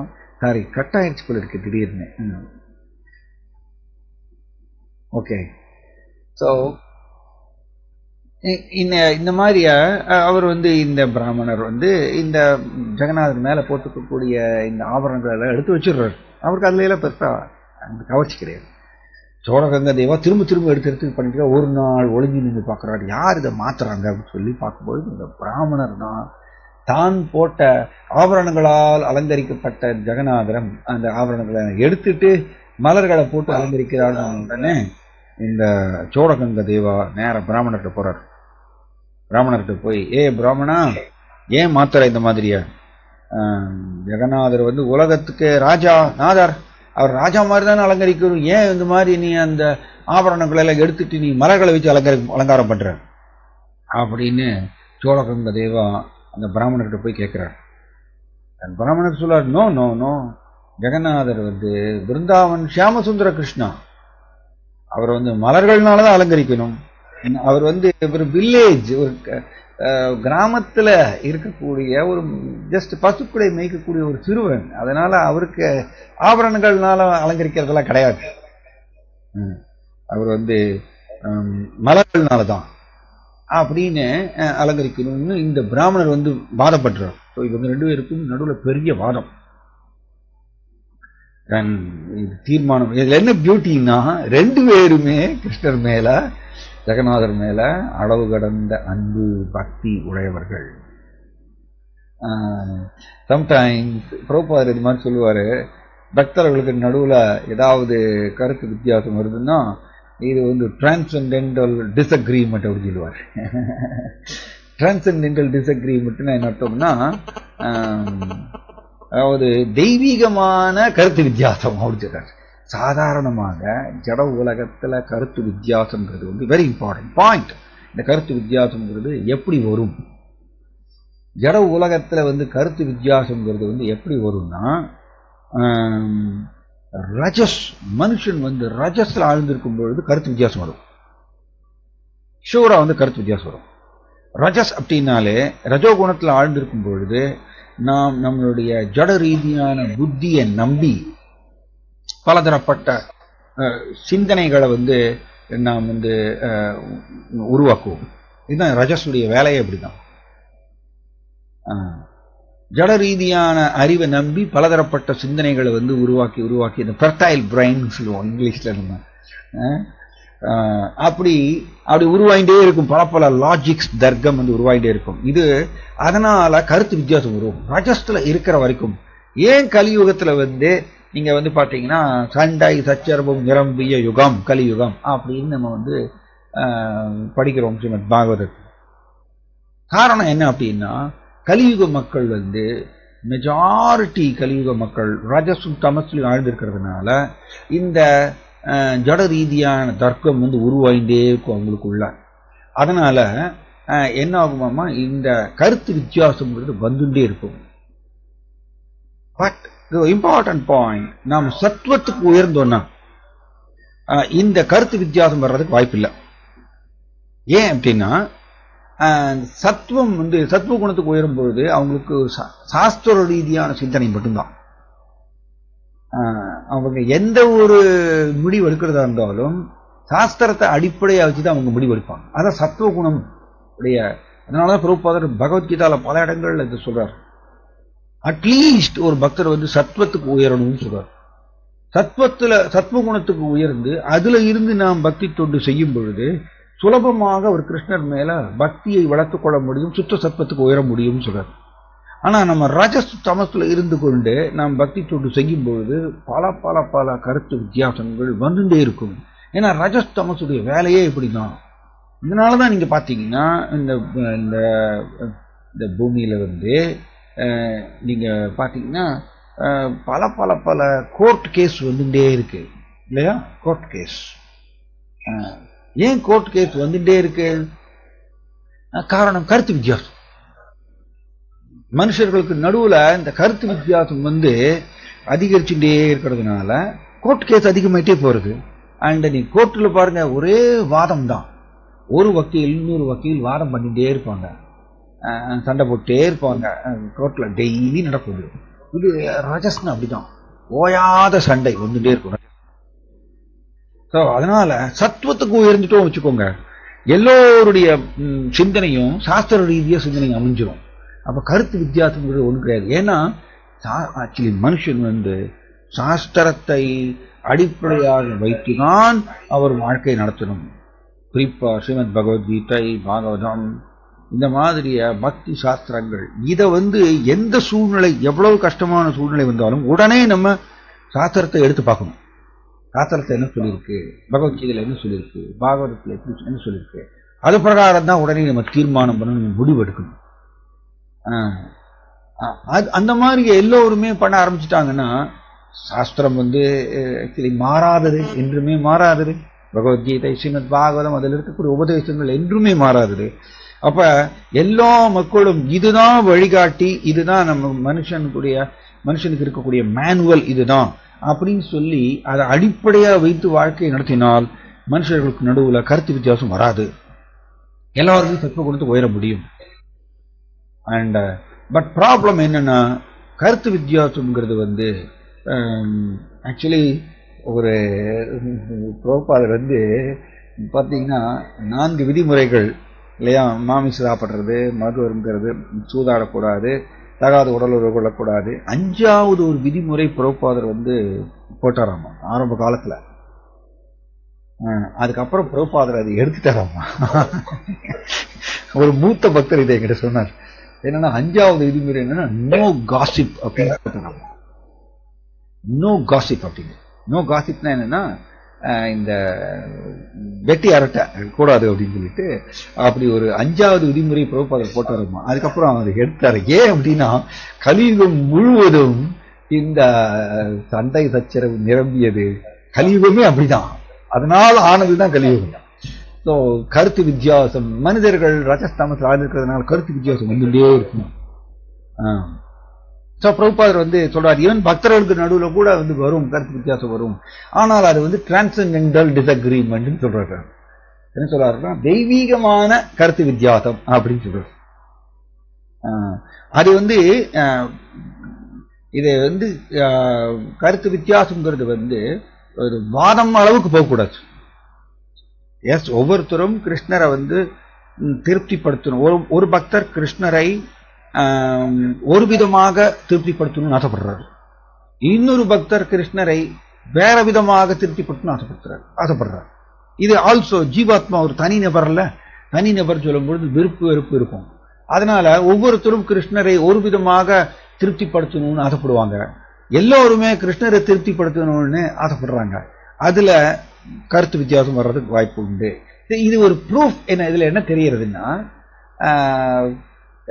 நம்ம வெரி இம்பார்ட்டன்ட் பாயிண்ட், நமக்குள்ள சத்துவம் மேலோங்கி இருந்தால் நாம் என்ன பண்ணுவோம்னா, ஓகே இதை புரிஞ்சுப்போம். ஓகே, அவரும் ஒரு தனி ஜீவாத்மா, ஒரு தனி நபர், அவர் கிருஷ்ணரை அந்த ஒரு விதத்துல பூர்த்தி செய்யணும்னு திருப்திப்படுத்தணும்னு ஆசைப்படுறார் அப்படிங்கிறத நம்மளால அது புரிந்து கொள்ள முடியும். இதுதான் சத்துவம் சொல்றோம். சத்துவத்துல இருந்தோம்னா நம்ம எல்லோரையுமே அக்கமடேட் பண்ணுவோம், அரவணைத்துக் கொள்வோம். எல்லோரையும் நம்ம கிருஷ்ணருடைய சேவைகளை அரவணைத்துக் கொள்வோம். சத்துவத்தினுடைய துணிப்பு. ஆனா ரஜஸ் அப்படி கிடையாது. ரஜஸ் அதனாலதான் பகவான் கபில தேவரும் 3வது காண்டத்துல ஸ்ரீமத் பாகவதத்தில் சொல்றார். சோ இந்த ரஜஸ் தமசுங்கிறது ரொம்ப டேஞ்சர். கருத்து வித்தியாசம் வந்துட்டே இருக்கும். சோ இது பாருங்க, இந்த சோடகங்க தேவா இந்த பிராமணருக்கும் இந்த மாதிரி வந்துருச்சு. இவர் சொல்வாரு, நோ, இது கிருஷ்ணர் பகவான் ஜெகநாதர் பிருந்தாவன் சியாமசுந்தர கிருஷ்ணா தான் அவரை மலர்னால அலங்கரிக்குதுன்னு சொல்றாரு. இவர் சொல்றாரு சோடகங்க தேவா, நோ அவர் ஆபரணத்தினால அலங்கரிக்கும். 2 பேருக்குமே வாதம் வந்துருச்சு. 2 பேர் என்ன பண்றாங்க, தீர்மானம் பண்றதுக்கோசரம், சரி அந்த பூரியில அவருடைய காலத்துல ஒரு ரிஷி வாழ்ந்துட்டு இருந்தாராமா, முதுகல் ரிஷி அப்படின்னு. முதுகல் ரிஷி அப்படின்னு சொல்லிட்டு ஒரு ரிஷி வாழ்ந்துட்டு இருந்தாராமா. அந்த முதுகல் ரிஷியுடைய ஆசிரமத்துக்கு போறாங்க 2 பேரும். பாருங்க, ராஜாவுக்கு சோடகங்க தேவாவுக்கு எவ்வளவு முக்கியம் பாருங்க. பகவான் ஜெகநாதரை ஆபரணங்கள்னால அலங்கரிக்கணுங்கிறது அதுக்கு அவ்வளவு முக்கியம் கொடுக்கிறார். ராஜ்யத்தை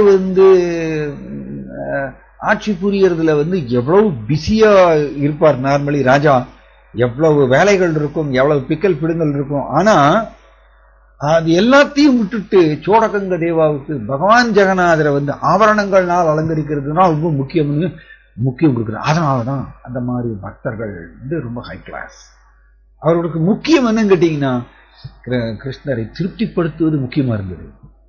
அதனால எவ்வளவு பிஸி ராஜா எல்லாத்தையும் விட்டுட்டு முதுகல் ரிஷியை வந்து சந்திப்போம், இது வந்து தீர்மானம் கேட்கணும். முதுகல் ரிஷி பார்க்கிறார். 2 பேருமே ஜெகநாதர் மேல அன்பு பக்தி உடையவர்கள். அதோட அன்பை வெளிப்படுத்தும் விதம் ஜெகநாதரை வந்து விதவிதமா அலங்கரிக்கணும்னு ஆசைப்படுறாங்க. முதுகல் ரிஷிக்கு ஆன்சர் கொடுக்க முடியல.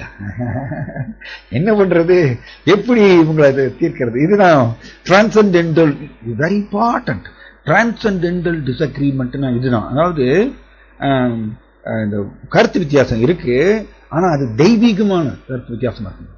அது சண்டை அளவுக்கு போயிடுச்சுன்னு வச்சுக்கோங்க, வாதம் அண்ட் மனஸ்தாபம் அல்லது மன உளைச்சல் அளவுக்கு போயிடுச்சுன்னா அது வந்து ரஜஸ். Important, very important.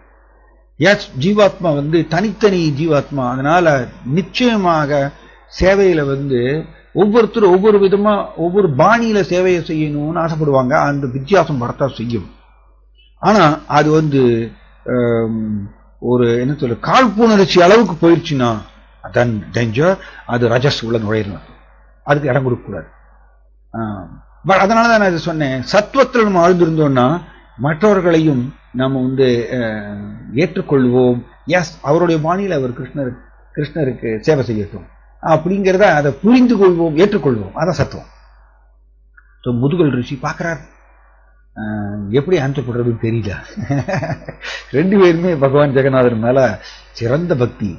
அதனால அவர் என்ன சொல்றாரு, ஓகே, நீங்க 2 பேருமே என்னுடைய ஆசிரமத்தில் தங்குங்க, கொஞ்ச நாட்கள் என்னுடைய ஆசிரமத்தில் தங்குங்க, நான் உங்களுக்கு பதில் சொல்றேன்னு சொல்றேன். இதுல பாருங்க, வெரி பியூட்டிஃபுல். என்ன, சோடகங்க தேவா வந்து ராஜா, பூரியுடைய ராஜா. அவர் வந்து அரண்மனையில வசிப்பவர், அரசபோக வசதிகளை அனுபவிப்பவர். அப்படிப்பட்ட சோடகங்க தேவா இந்த பகவான் ஜெகநாதரை எப்படி அலங்காரம் பண்ணணும்ங்கிறது ரொம்ப முக்கியமான ஒரு விஷயம் அவருக்கு. அதனால முதுகல் ரிஷியினுடைய எளிமையான ஆசிரமத்துல சோடகங்க தேவா ராஜா வந்து தங்குறார். இது வெரி இம்பார்ட்டன்ட். நம்ம பக்தியில உயர உயர உயர எளிமை அதிகரிக்கும். அந்த இதை வந்து பிரபுபாதரை நீங்க பாத்தீங்கன்னா, இஸ்கான் கோவில் வந்து பாம்பேன்னு நினைக்கிறேன், பாம்பேல வந்து இஸ்கான் அப்பதான் லேண்ட்ல வந்து கோவில் வந்து கன்ஸ்ட்ரக்ஷன் கட்டுமான பணி ஆயிட்டு இருக்கு. ஸோ பிரபுபாதர் வந்து வேற எங்கேயோ பிரச்சாரம் பண்ணிட்டு அங்க வரார். பிரபுபாதர் வராருன்னு சொன்ன உடனே அவருடைய சிஷ்யர்கள் வந்து பிரபுபாதருக்கு வந்து ஒரு 5 ஸ்டார் ஹோட்டல்ல அவருக்கு ஏற்பாடு பண்றாங்க தங்குறதுக்கு. பிரபுபாதர் வந்து எங்க எனக்கு தங்குறதுக்கு ஏற்பாடு பண்ணிருக்கீங்கன்னா, சிஷ்யர்கள் சொல்றாங்க 5 ஸ்டார் ஹோட்டல்ல உங்களுக்கு ஏற்பாடு பண்ணிருக்கோம் பிரபுபாதர் வந்து பாருங்க எளிமை, நோ எனக்கு 5 ஸ்டார் ஹோட்டல்லாம் எனக்கு வேண்டாம், நான் உங்க கூடயே தங்குறேன். நீங்கள் ஏன்னா அது வந்து ஜஸ்ட் கட்டுமான பணி நடந்துட்டு இருக்கு, கட்டடம் நடந்துட்டு இருக்கு, சைட் அது. அந்த இடத்துல பெருசா வசதிகள்லாம் கிடையாது. அப்போதான் கட்டுமான பணி ஆயிட்டு இருக்கு பாம்பே டெம்பிள்ல. ஸோ பிரபுபாதர் வந்து என்ன சொல்றாரு, நீங்கெல்லாம் எங்க தங்குறீங்களோ அதே இடத்துல நானும் தங்குறேன், எனக்கு அதே போரும், நான் பக்தர்களுக்கு நடுவில் தங்கணும்னு ஆசைப்படுறேன், எனக்கு வந்து 5 ஸ்டார் ஹோட்டல்லாம் எனக்கு வேண்டாம் அப்படின்னு சொல்லி பிரபுபாதர் வந்து அந்த எளிமையான வசதிகள், பெருசா வசதி இல்லையாமா, சிஷ்யர்கள்லாம் அதை பொறுத்துண்டு பிரபுபாதரை திருப்திப்படுத்தணும்னு சொல்லி அந்த சேவை எடுத்து பண்றாங்க பாம்பே கட்டுமான பணியை. பிரபுபாதரும் வந்து அந்த சிஷ்யர்களோட அவர் எளிமையான அந்த வசதிகள் அதுக்கு நடுவில் அதுலேயும் பிரபுபாதர் தங்கிக்கிறாராம். எனக்கு 5 ஸ்டார் ஹோட்டல் வேண்டான்னு அவர் வந்து நிராகரிச்சுட்டார். ஸோ இது இம்பார்ட்டன்ட் பாயிண்ட். ஸோ இது ரொம்ப இம்பார்ட்டன்ட் பாயிண்ட். ஏன் அப்படின்னா, பக்தியில உயர உயர உயர எளிமை அதிகரிக்கும். நாம் வந்து பக்தியை தொடலை. ஏன்னா அதனாலதான் நம்ம படிக்கிறோம் ஆக்சுவலி பக்தி பகவதிய கிஞ்சனா, பக்தினால எல்லா விதமான தெய்வீக குணங்களையும் பெற முடியும். அந்த நபர் வந்து புடம் போட்ட தங்க மாதிரி ஆயிடுவார். பக்தி அவரோட ஹிருதயத்துல உதயமாயிடுச்சுன்னா, எளிமை ஒரு குணம். ஆக்சுவலி நம்ம 26 தெய்வீக குணங்கள் படிக்கிறோம், சைத்தன்ய சரிதாமிரத்தில் படிக்கிறோம். அதுல ஒரு இது என்னன்னு கேட்டீங்கன்னா எளிமை வந்துடும். ஏன்னா கிருஷ்ணரே எளிமையானவர். அப்பா கிருஷ்ணரே ரொம்ப எளிமையானவர். அதனால தூய பக்தர் பக்தியை தன்னோட ஹிருதயத்துல பெறும் பொழுது அவரும் எளிமையான ஒரு நபரா மாறிடுவார். அப்ப எளிமையான நபர்னு சொல்லும் பொழுது ஆட்டோமேட்டிக்கா எல்லோரும் அவரை சுலபமாக அணுக முடியும். எப்படி கிருஷ்ணரை இப்படி நம்ம பார்த்தோம், ராமச்சந்திர பகவான் எப்படி சுலபமா எல்லோரும் அணுக முடியுது, குடிமக்கள் எல்லோரும். அதே மாதிரியா ஒரு பக்தர் பக்தியை பெற்று எளிமையா மாறும் பொழுது எல்லோரும் சுலபமா அவரை அணுக முடியும். அது இதுதான் கவர்ச்சி. ஆக்சுவலி பக்தி தான் எல்லோரையும் கவர்ந்து இழுக்கின்றது. ஒரு பக்தர் தன் ஹிருதயத்துல பக்தியை வச்சிருந்தாருன்னா அவர் எல்லோரையும் கவர்ந்து இழுப்பார். கிருஷ்ணர் எப்படி எல்லோரையும் கவர்ந்து இழுக்கிறார்? ஆகர்ஷண இது கிருஷ்ணா அப்படின்னு சொல்றோம். கிருஷ்ணர் எல்லோரையும் கவர்ந்து இழுக்கிறார். பக்தி அதே மாதிரிதான். நம் ஹிருதயத்துல பக்தி இருந்தால் எல்லோரும் கவர்ந்து இழுப்போம். தன்னுடைய நற்குணங்கள்னால, தன்னுடைய எளிமையினால அவர் எல்லோரையும் கவர்ந்து இழுப்பார். எல்லோருக்கும் அவர் பிடிக்குமாங்க. அதனாலதான் பக்தி தான் ஆக்சுவலி அற்புதங்களை உருவாக்கும். நம்ம ஹிருதயத்துல பக்தி உதயமாயிடுச்சுன்னா அற்புதங்களை உருவாக்கும். அவர் எல்லாரையும் கவர்ந்து இழுப்பார். சோ இங்க பாருங்க, நான் ஒரு 5 நிமிஷத்துல முடிச்சிடறேன். சோழகங்க தேவா ஒரு பூரியினுடைய ராஜா, பட் அவர் மிகச்சிறந்த ஜெகநாதருடைய பக்தர். அதனால இந்த எளிமை இருக்கு பாருங்க. நான் ராஜா, பூரியுடைய ராஜா, நான் எப்படி முதுகல் ரிஷியுடைய ஆசிரமத்தில் எப்படி தங்கிறது அப்படிங்கிற அந்த பொய் அகங்காரம்லாம் இல்ல. அவர் முதுகல் ரிஷியுடைய ஆசிரமத்துல அவரும் தங்கிக்கிறார். சோழகங்க தேவா, ராஜா சோழகங்க தேவா தன்னுடைய இந்த பிராமணர் கூடவே சேர்ந்து அவரும் தங்கிக்கிறார். முதுகல் ரிஷி, நீங்க கொஞ்ச நாள் தங்குங்க, அதுக்கப்புறம் நான் உங்களுக்கு தீர்மானம் சொல்றேன், உங்களுக்கு உங்களுடைய பிரச்சனைக்கு நான் தீர்மானம் கொடுக்கிறேன்னு சொல்லிடுறாரு. இப்படி இருக்கும் பொழுது டெய்லி ஜெகநாதருடைய மகாபிரசாதம் இந்த பிராமணருக்கு சேரும். ஜெகநாதருடைய டைரக்ட் மகாபிரசாதம் இந்த பிராமணருக்கு சேரும்.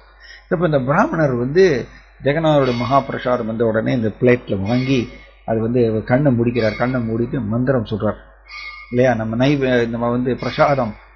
பிரசாதம் ஏற்றுக்கொள்ளும் பொழுது நம்ம ஒரு மந்திரம் சொல்லுவோம், மகாபிரசாதே கோவிந்தே இல்லையா? நம்மளுக்கு எந்த மந்திரம் பிடிக்குமோ பிடிக்காதோ, மகாபிரசாதே கோவிந்தே நமக்கு ரொம்ப பிடிக்கும். ஸோ அது மாதிரி இவர் ஜெகநாதருடைய மகாபிரசாதம் பிளேட்ல வந்த உடனே இவர் பிராமணர் கண்ணை முடிக்கிறார். கண்ணை மூடிட்டு இந்த மந்திரம் சொல்றார். மந்திரம் சொல்லிட்டு அதுக்கப்புறம் ஜெகநாதரோட பிரசாதத்தை ஏற்றுக்கொள்ளலாம். கண்ணை மூடிட்டு அவர் மந்திரம் சொல்லி முடிச்சுட்டு கண்ணை திறக்கிறார். கண்ணை திறந்தா பிளேட்ல பிரசாதம் இல்லை. பிளேட்ல ஒரு பிரசாதமும் இல்ல. ஒரே ஆச்சரியம், என்னடா இது? கொஞ்ச நேரத்துக்கு முன்னாடி பிளேட்ல பிரசாதம் இருந்தது, இப்ப நம்ம கண்ணை மூடிட்டு மந்திரம் சொல்லிட்டு கண்ணை திறந்து பார்த்தா பிளேட்ல எதுவும் இல்லை. அவருக்கு ஒரே ஆச்சரியம். சரி, ரைட், ஓகே, யாருக்கா ஒருத்தருக்கு ஜெகநாதருடைய மகாபிரசாதம் தேவையா இருக்கு போல இருக்கு, எடுத்துட்டாங்க போல இருக்கு, பரவாயில்ல விட்டுருங்க அப்படின்னு விட்டுட்டார். இந்த பிராமணருக்கு அடுத்த நாள் ஜெகநாதருடைய மகாபிரசாதம் முதுகல் ரிஷியுடைய ஆசிரமத்தில் தங்கியிருக்கும் பொழுது வர்றது. இவர் வழக்கம் போல கண்ணை மூடிட்டு மந்திரம் சொல்லிட்டு அப்புறம் திறந்து பார்க்கிறார். பிளேட்ல எதுவும் இல்லை. பிளேட்ல எதுவும் இல்லை. இந்த மாதிரியே தொடர்ந்து 2-3 நாள் நடக்கிறது. இந்த பிராமணர் பார்க்கிறார். ஓகே, யாரோ ஒருத்தர் பசியோடு இருக்காங்க, ஜெகநாதர் மகாபிரசாதத்தை எடுத்துட்டு போறாங்க. எடுத்துட்டு போட்டோம், சாப்பிடட்டும், சந்தோஷம்தான். பட் யார் எடுக்கிறாங்கன்னு பார்க்கணும். எனக்கு அது கியூரியாசிட்டி, அந்த ஆர்வத்துல யார் என்னுடைய பிளேட் ஜெகநாதர் மகாபிரசாதத்தை எடுக்கிறாங்க, நான் அதை பார்க்கணும்னு சொல்லிட்டு அடுத்த நாள் இந்த பிராமணர் என்ன பண்றாரு, அரக்கண் திறந்துக்கிறார். அரக்கண் முடிக்கிறார். அரக்கண் முடிண்டு அரக்கண் லைட்டா திறந்துருக்கார். திறந்துட்டு அப்படியே மந்திரம் சொல்றார். அப்ப ஒரு எலும்பும் தோலுமா இருக்கக்கூடிய ஒரு பிராமணர் வரார். எலும்பும் தோலுமா ஒல்லியா இருக்கக்கூடிய ஒரு பிராமணர் அவர் ஒரு பிளேட் கொண்டு வர்றார். அந்த பிளேட்ல இந்த மெதுவா இந்த ஜெகநாதருடைய மகாபிரசாதத்தை எல்லாத்தையும் எடுத்து தன்னுடைய பிளேட்டுக்கு மாத்துறார். தன்னுடைய பிளேட்டுக்கு எல்லாத்தையும் மாத்துறாரு. இதை வந்து அரக்கண்ணில் பார்க்குறாரு இந்த பிராமணர். ஓகே, ஸோ இவர் வந்து டக்குன்னு கண்ணை திறந்து கேட்குறாரு, ஓ பிராமணா, நீங்க யாரு? நீங்க ஜெகநாதருடைய மகாபிரசாதத்தை எடுத்துக்கிறீங்க, எனக்கு ரொம்ப சந்தோஷம்தான், எனக்கு வருத்தம்லாம் இல்லை. பட் நீங்க யாரு?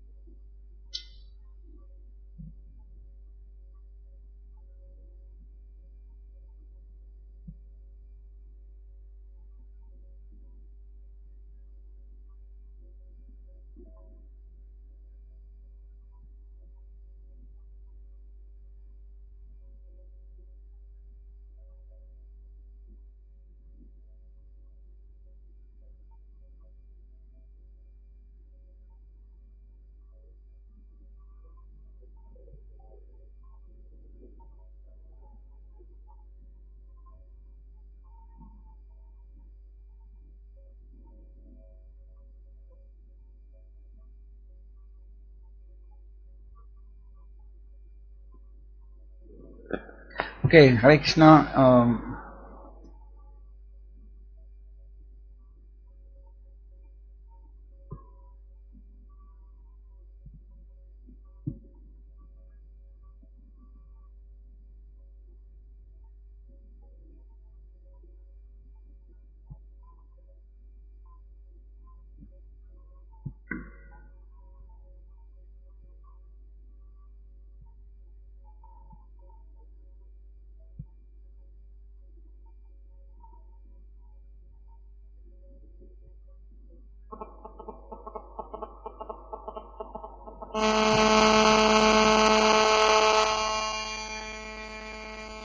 ஹரே கிருஷ்ணா.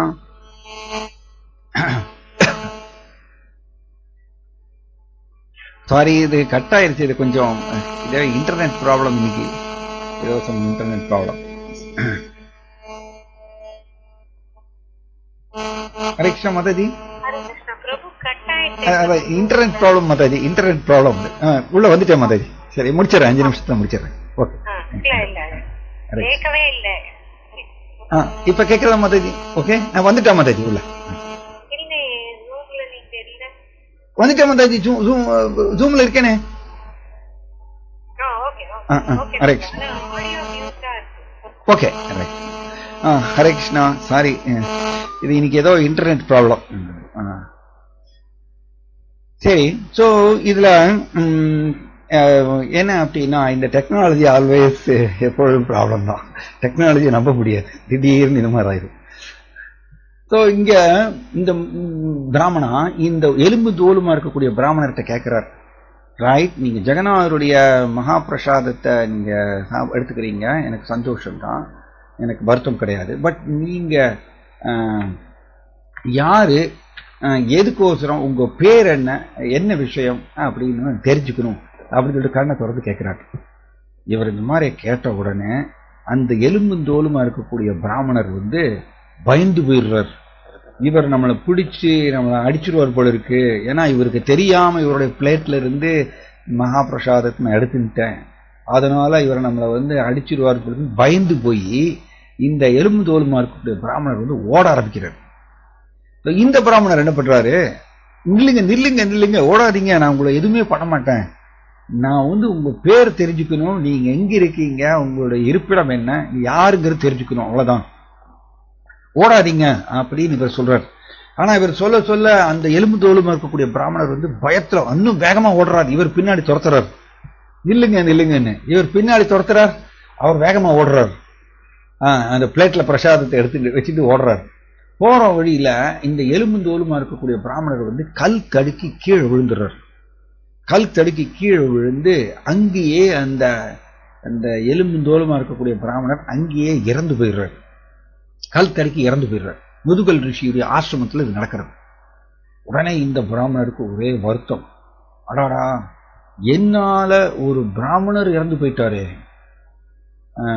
நான் இவ்வளவு பெரிய ஒரு பாவத்துக்கு காரணம் ஆயிட்டேனே. ஆஃப்டர் ஆல் அவர் வந்து ஜெகநாதருடைய மகாபிரசாதத்தை தானே எடுத்துட்டு போனார், நான் அப்படியே விட்டுருக்கலாம் போல இருக்கு. இப்ப வந்து இந்த பிராமணர் இறந்து போயிட்டாரே, என்னால நான் தான் காரணம், ஒரு பெரிய பாவம் நான் செஞ்சிட்டேன், அதனால இதுக்கு பிராயச்சித்தம் என்ன அப்படின்னா நான் வந்து யாக தீக்குள்ள நுழைந்து என்னுடைய உடலை விடணும் அப்படிங்கிற இந்த பிராமணர் தீர்மானப்படுறார். ஏன்னா இந்த பிராமணரை வந்து இறந்து போறதுக்கு நான் ஒரு காரணம் ஆயிட்டேன்.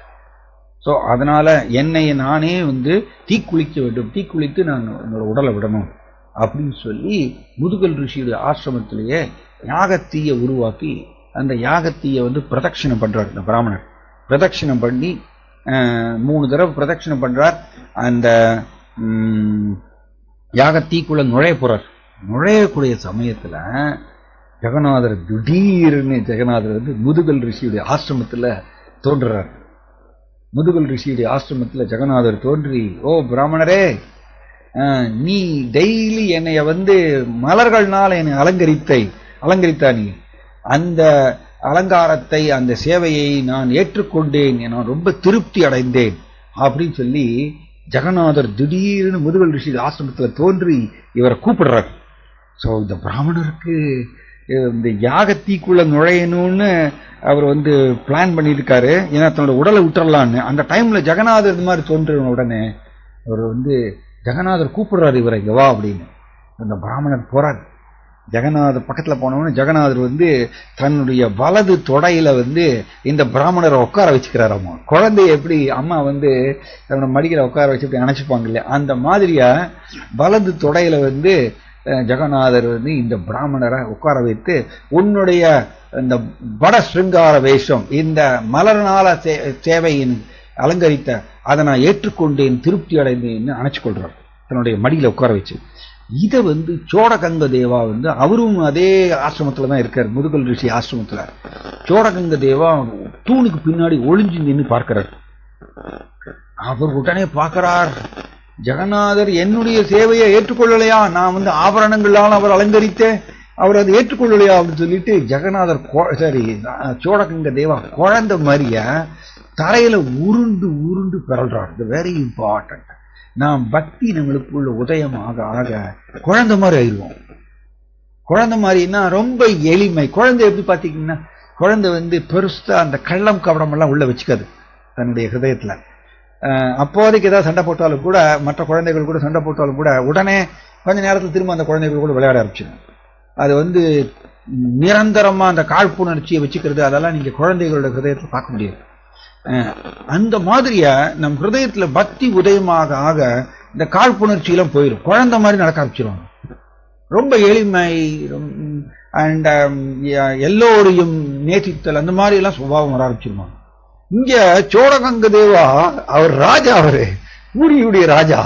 ஆனா குழந்தை மாதிரிய அவர் தலையில உருண்டு உருண்டு அழறாரமா, உருண்டு பிறண்டு அழறாரு. ஓ ஜெகநாத், அப்படின்னா நான் இதுவரைக்கும் உங்களை ஆபரணங்கள்னால அலங்கரித்தேன், அதை நீங்க ஏற்றுக்கொள்ளலையா? நீங்க இப்ப அவரை வந்து மலர்னால அலங்கரித்த அதை வந்து நீங்க ஏற்றுக்கொண்டிருக்கீங்க, அப்படின்னா நான் ஆபரணங்களால அலங்கரித்தது நீங்க ஏற்றுக்கலையா அப்படின்னு சொல்லிட்டு அவர் உருண்டு பிறண்டு அழறாராமா, சாதாரண குழந்தை மாதிரியா. காரணம் இது எல்லாமே, இந்த மாதிரிய லட்சணங்கள் எல்லாமே பக்தியினாலதான் அதெல்லாம் நடக்கும். நாம் பார்த்தீங்கன்னா பக்தி யோக பயிற்சி முறையில் இருப்போம், இருந்தாலும் இந்த பொய் அகங்காரத்துக்கு இறுக்கி பிடிச்சுப்போம். நான் வந்து இப்படிப்பட்டவர், நான் வந்து மூத்த பக்தர் அப்படின்னு சொல்லிட்டு நம்ம வந்து இந்த பொய் அகங்காரத்தோடு தான் நாம் வந்து உலா வருவோம். ஆக்சுவலி எல்லா காரியங்களையும் நம்ம எப்படி செய்வோம்னா பொய் அகங்காரத்தோடு தான் செய்வோம். அதனாலதான் சோழன் சச்சினந்தன சுவாமி மகாராஜ் ரொம்ப அருமையாக சொல்றாரு, பொய் அகங்காரத்தை விட்டுட்டு நாம் பக்தி தொண்டு செய்தால் மட்டும்தான் அது கிருஷ்ணருக்கு ரொம்ப பிடிக்குமா. பொய் அகங்காரத்தை வச்சுண்டு நம்ம பக்தி யோகத்தை செய்தோம்னா அது வந்து ஆக்சுவலி அது வந்து தூய்மையா இருக்காது. அது குழந்தை மாதிரி நம்ம பணம் நடந்து கொள்ள முடியாது. ஸோ இங்க சோடகங்க தேவா அரசன் இல்லையா, ராஜா, அதெல்லாம் மறந்து போயிட்டார். ஜெகநாதர் என்னுடைய ஆபரணத்தினால நான் அலங்காரம் செய்த அதை ஏற்றுக்கொள்ளையா அப்படின்னு சொல்லிட்டு அவர் உருண்டு பிறண்டு அழறார். ஜெகநாதர் பார்க்கிறாரு, என்னடா இது வம்பா போயிடுச்சு. ஜெகநாதர் வந்து எல்லோருடைய அன்பையும் வாங்கிக் கொள்பவர். அவருக்கே சில நேரங்கள்ல இந்த மாதிரிய சூழ்நிலை அமைகிறது. அவர் பார்க்கிறார், ஓ சோடகங்க தேவா, கவலைப்படாத, நீ ஆபரணத்தினால் அலங்காரம் செய்ததையும் நான் ஏற்றுக்கொண்டேன், அந்த சேவையையும் நான் ஏற்றுக்கொண்டேன், அதில் நான் திருப்தி அடைந்தேன், இங்க வா அப்படின்னு கூப்பிடுறார் சோடகங்க தேவாவை. நான் இந்த மாதிரி ஒரு பிக்சர் பார்த்தேன். சோடகங்க தேவாவை கூப்பிட்டு ஜெகநாதர் என்ன பண்றாராமா, தன்னுடைய இடது தொடையில உட்கார வச்சு அவர் நினைச்சுக்கிறாராமா. இப்படி இந்த மாதிரி ஒரு பிக்சரை நான் பார்த்தேன்.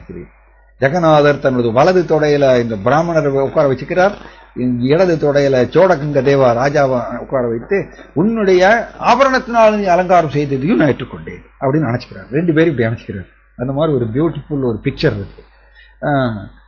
இப்படி இந்த மாதிரி ஒரு அருமையான லீலை. ஆனால் நீங்க ஜெகநாத் மகாத்மியத்துல பாத்தீங்கன்னா ஜெகநாதருக்கு 364 நாட்கள் பட சிருங்கார வேஷம்னு சொல்லி அவருக்கு மலர்கள்னாலதான் அலங்கரிக்கிறாங்க. ஏன்னா பகவான் ஜெகநாதர் ஷியாமசுந்தர கிருஷ்ணா, பிருந்தாவன் ஷியாமசுந்தர கிருஷ்ணா, அதனால மலர்கள்னாலதான் அவர் அலங்கரிக்கிறாங்க 364 நாட்கள். ஒரே ஒரு நாள் மட்டும்தான் அவருக்கு சோனார் வேஷ்னு சொல்லி அவருக்கு 6 டன், எப்படி 1 கிலோ 2 கிலோ இல்ல, 6 டன் கோல்டு, 6 டன் கோல்டு போட்டு பகவான் ஜெகநாதர், பலராமர், சுபத்ரா தேவியார் அலங்காரம் செய்வாங்க. சோனார் வேஷ்னு சொல்லி அதுக்கு பேரு. அது ஒரே ஒரு நாள் தான், வருஷத்துக்கு ஒரு நாள் தான்.